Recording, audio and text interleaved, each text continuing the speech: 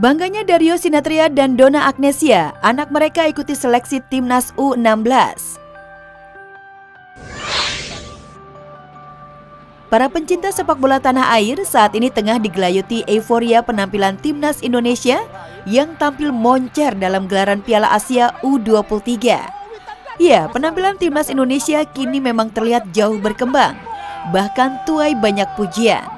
Umpan ke tengah kita lihat Rizky Ridho, umpan ke kanan kepada Marcelino Ferdinand, masih Marcelino Ferdinand, umpan kepada Marcelino, Rizky Ridho, umpan kepada Witan Sulaiman dan alhamdulillah, luar biasa saya. Witan Sulaiman. Dan Selasa kemarin, Diego Andres Sinathrya, anak kedua pasangan Dario Sinathrya dan Donna Agnesia, pulang ke Indonesia dari sekolah bola di Perancis demi menjalani seleksi Timnas Indonesia U16 yang dilaksanakan di Yogyakarta awal Mei nanti. Sekarang udah jam 3, udah saatnya untuk berangkat ke airport untuk jemput Leo dan Diego. Yuk!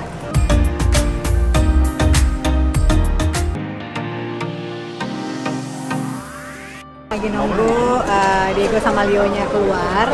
Tadi mereka landing itu 15.15 dan sampai sekarang belum keluar karena pasti masih proses imigrasi, terus juga ngambil bagasi, terus custom gitu kan, bea cukai, baru bisa keluar.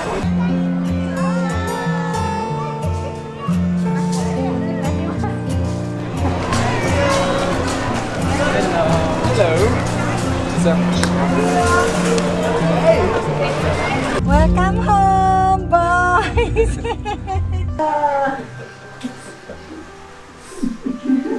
Apa kabar ya? Leo. Sebagai orang tua, tentunya sangat bangga dan juga terharu melihat sang putra akhirnya dipanggil untuk mengikuti seleksi menjadi Garuda Muda. Sebagai orang tua ikut senang dan bangga lah ya, terharu juga karena kan anak-anak ini memang dari kecil punya cita-cita ingin menjadi pemain bola, dan Diego apalagi tuh kalau dari dulu selalu ngomong pengen bisa bela timnas Indonesia gitu. Jadi ketika akhirnya kemarin dapat panggilan untuk seleksi, ya kita dengan senang hati untuk bisa memulangkan dia untuk mengikuti seleksi dulu. Paling enggak sekarang Diego bisa mencoba hasil dari belajarnya dia selama 2 tahun di Perancis gitu kan. Ya mudah-mudahan Diego bisa memberikan yang terbaik sehingga hasil seleksinya juga nanti baik. Dan apapun hasilnya, baik Donna ataupun Darius, mereka akan terus tetap support Diego gapai cita-cita menjadi pesepak bola. Sama Darius tuh selalu 1000% supportnya. Apapun hasilnya pas seleksi nanti, kita sudah sangat bangga sama Diego. Kita tahu gimana perjuangan dia di sana gitu kan, latihannya juga nggak mudah. Dan aku selalu berdoa semoga Tuhan bisa berkenan untuk Diego bisa mendapatkan kesempatan membela timnas menjadi Garuda Muda gitu. Dan ya doa terbaik dan sukses buat Diego.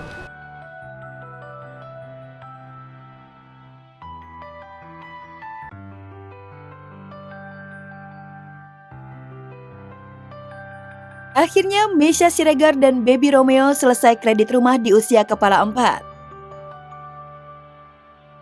Meisya Siregar dan Baby Romeo akhirnya berhasil melunasi kredit rumah KPR di usia 45 tahun. Momen bahagia ini Meisya unggah di akun Instagram pribadinya. Sambil tersenyum sumringah, mereka memamerkan sertifikat rumah.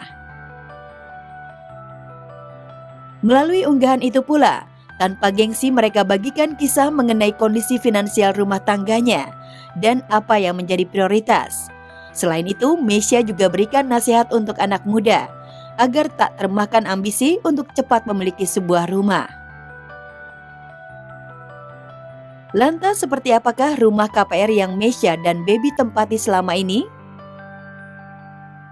Besti bangunan rumahnya adalah modern tropis bukan sih? Iya, Ya, bisa Kak, ya? dibilang kayak gitu ya, Kayak gitu modern, ya. tropical modern gitu lah Ya, ya. tropical modern yang ini banyak kayak granit, batu. Ini keren banget. Ini Nih sampai sekarang masih hits. iya, ini suami nih yang suka, dia suka kayak begini, dia yang hunting Iya. ke pabrik-pabrik, dia nyari yang motifnya dia suka.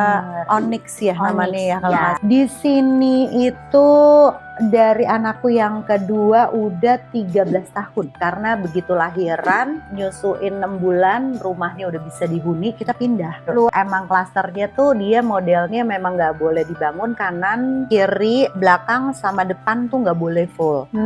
Jadi memang ya semaksimal mungkin kita cuma bisa bikin ya segini, 350 lah atas bawah ya. Kamar tuh 1, 2, 3, sama kamar pembantu 2, berarti 5 ya. Rupanya rumah Mesya dan Baby cukup mewah. Dengan luas tanah 400 meter, rumah bergaya modern tropis itu berada di kawasan Fatmawati, Jakarta Selatan. Dilengkapi studio pribadi, kolam renang, dan taman. Ini tempat kerja suami, ini belum ini bisa ini baru mau di treatment karena dia harus memikirkan, dia orangnya sangat-sangat detail banget, jadi aku belum kebayang. Koridor ada piano, terus ada apa namanya powder room. Ini bangunannya kayak hotel-hotel gitu. Di luar nih ada pasio, ini dipertahanin karena ini tuh sebenarnya ini layout dasar. Ini kenapa nggak dijebol, banyak tetangga tuh ini sebenarnya bisa jadi ruangan gede banget kan kalau dijebol dari sana ke sini. Lumayan banget kita dapat space besar. Cuma karena kita nggak punya backyard, terus di depan juga halamannya biasa aja nggak terlalu gede, di belakang apalagi kita nggak punya backyard. Akhirnya Baby mikir nggak, ini harus dipertahanin gimana pun. Aku suka si space ini karena ada satu corner tempat kita untuk santai-santai. Anak-anak tuh sering berenang-berenang, ambil makan lah apa di sini. Ini mini backyard ya, ini backyard kecil. Ini kitchen set. Modernnya. Ini juga nggak pernah berubah dari puluhan tahun ya Yud ya. Begini aja udah ya, nggak berubah. Taman konsepnya Baby lagi. Pokoknya rumah ini tuh banyak inspirasinya Baby lah semua. Interior tuh Baby. Kita sering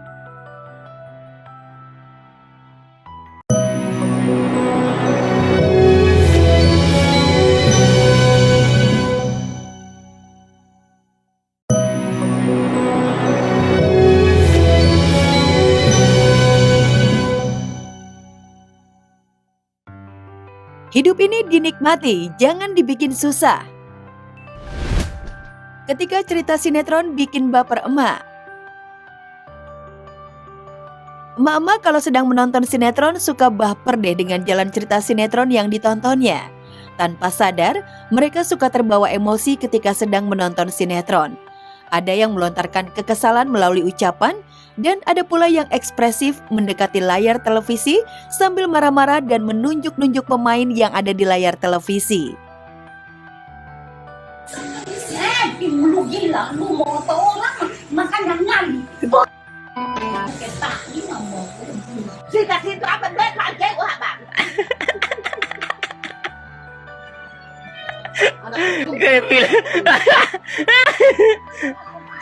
Bang jauh badai. Apa yang mereka tonton itu seakan-akan real terjadi gitu kan. Tokoh-tokoh itu hidup di dalam pikiran mereka, sehingga yang jahat benar-benar dia benci, yang baik benar-benar dicintain. Saya mengalaminya papa mama atau nenek saya atau mak tua atau keluarga saya lagi nonton ngumpul-ngumpul. Mereka kalau lagi nonton tuh hebohnya kayak beneran lagi nonton pertunjukan, lagi ngerasakan kehidupan yang ada di cerita sinetron itu. Niat baik belum tentu ditanggapi dengan baik. Kalau emak yang satu ini tidak cuma baper, tapi juga terbakar api cemburu. Gara-gara melihat wanita tetangganya memberikan sarapan kepada suaminya.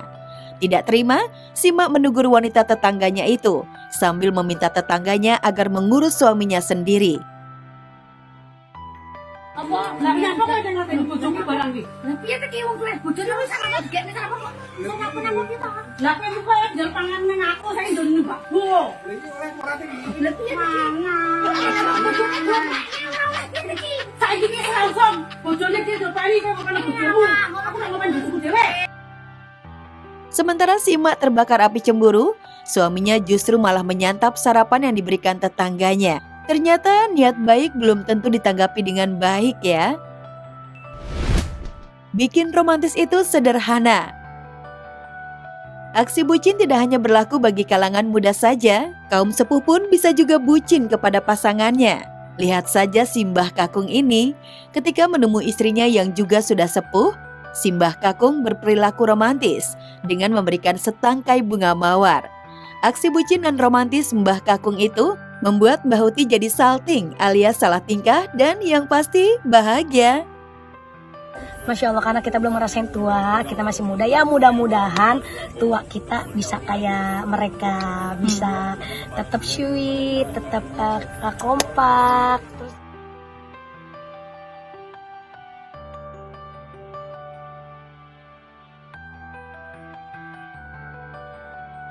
Rembayang lolos dari maut saat berpetualang di Raja Ampat. Sama-sama hobi berpetualang romantis di alam terbuka, pasangan selebriti Rembayang dan Dinda Hau punya kisah pahit yang nyaris merenggut nyawa. Baru-baru ini saat keduanya menikmati indahnya terumbu karang nan eksotis di Raja Ampat, Rembayang alami insiden kejang-kejang nyaris merenggut nyawa lantaran kehabisan oksigen saat ia menikmati diving di dasar laut ujung Papua. Alhamdulillah Allah masih kasih keselamatan, terima kasih Allah. Kemarin tuh sempat kehabisan oksigen pas lagi diving di bawah di kedalaman berapa meter itu. Dan memang aku juga salahnya nggak ngecek secara detail. Tiba-tiba habis di bawah sempat agak kejang gitu pas naik karena udah ketelan air banyak banget. Tapi alhamdulillah lagi-lagi diselamatin sama Allah. Nggak ada yang tahu ya, jadi ya kita banyak-banyak buat baik aja sama banyak-banyak memperbaiki diri aja lah. Pengalaman mengerikan di Raja Ampat menyisakan bayangan menakutkan bagi Rembayang. Bayang-bayang Dinda Hau sang istri menjanda sempat berkecamuk di benak Rembayang. Ya, insiden naas benar-benar menyisakan kalut bagi Rembayang. Wajah sang anak langsung terbayang nasib sang istri jika ia tak selamat, mengaduk-ngaduk rasa. Beruntung Ray berhasil selamat dan masih diberi kesempatan hidup. Ya Allah, aku semalam nangis lihat kamu yang karena ngebayangin kalau kenapa-kenapa jadi nauzubillah jadi janda, kasihan atau gitu, sedih kayak nangis juga.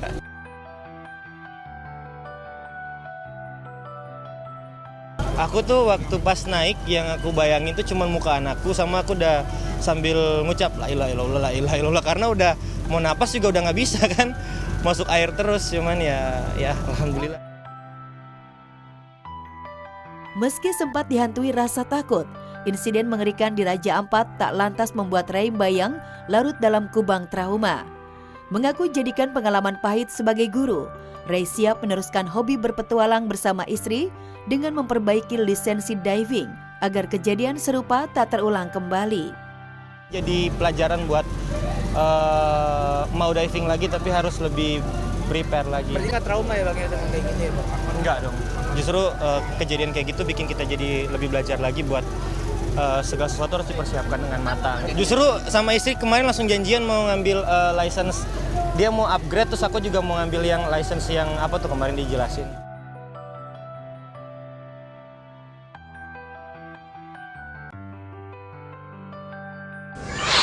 Tampil beda, kontes ambyar Indonesia bikin Isda dan Inul baper. Kembali dihelat ajang pencarian bakat kontes ambyar Indonesia tadi malam tampil beda. Hadir dengan wajah baru, jika sebelumnya diikuti kontestan bintang solo dari berbagai daerah, kali ini grup band juga ikut memperebutkan bintang paling makpiar di kontes ambyar Indonesia 2024.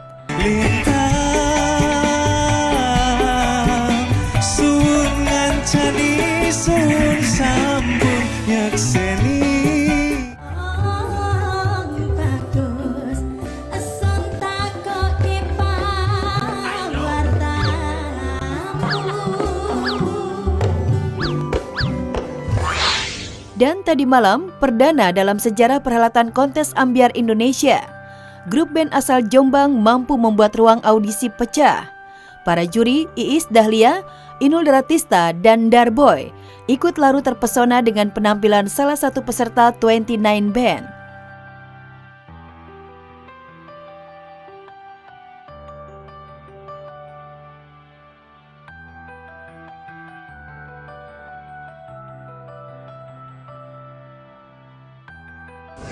Ya seneng lah gitu bahwa saya menjadi saksi salah satu juri dan menjadi saksi lahirnya bintang-bintang masa depan di genre ambyar. tahun ini tuh ada band. Kalau dulu kan solois ya, mungkin ada yang duet, yang ada solo-solo kita duetin tahun kemarin. Nah kalau sekarang itu bener-bener yang datangnya itu band, dan itu bagus-bagus banget. Sebenarnya di daerahnya dia sudah berkarya, sudah ngetop, punya lagu-lagu ciptaannya sendiri juga. Nah kali ini tuh dia mau mencoba ikut ambiar, katanya biar bisa menasional gitu namanya gitu. Selain kontestan band asal Jombang bikin pecah ruang audisi, cerita pilu Resti bintang solo kontes ambiar asal Banyumas yang hidup terpisah jauh dari sang ibu yang jadi TKW di Malaysia tak kuasa membuat Mama Iis Dahlia nangis bombay di ruang audisi. Aku ngelihat dari cara dia bernyanyi, dia ini anak yang tegar karena emang 11 tahun ditinggalin mamanya. Kalau aku dengan kondisinya dia, pasti aku nggak akan bisa nyelesain lagu ini sampai akhir.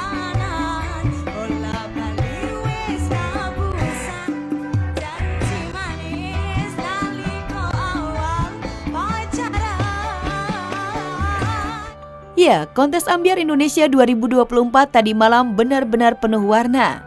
Selain sukses membuat para juri pecah tawa dan nangis bombay terbawa perasaan, semalam penampilan solois kontes ambiar asal Pandeglang, Banten benar-benar bikin Bunda Inul turut gregetan.